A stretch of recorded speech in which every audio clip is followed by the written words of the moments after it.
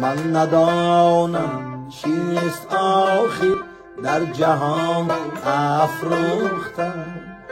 من ندانم چیست آخر در جهان افروختم. یا حیاتی آدمانی پاک را آموختم، یا شکفتم در همین ره از هوای اشتیار، یا که اندر آتشی جبر و جفایش سوختم.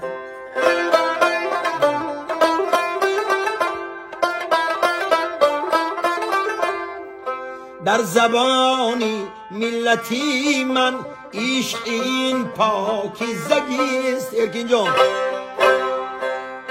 جاویدان از میبرون جاویدان. هر کسی این معنا نفهمد آدمی پاکیزه نیست. عاشقان گویند گر بیهوده حرف از عهد خود. فرق بین بوالهوس یا آدمی عاشق نیست.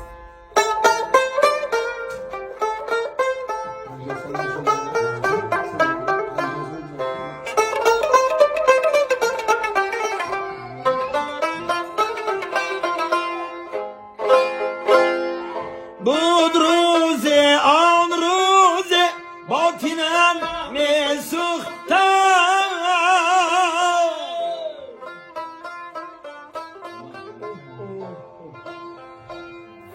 گشت خاکیست در ولیکن باز می افروختم. خاکی راهی یار گشتم یا که خاکیستر شدم.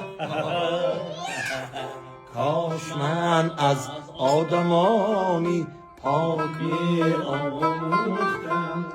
کاش من از آدمانی پاک می آموختم.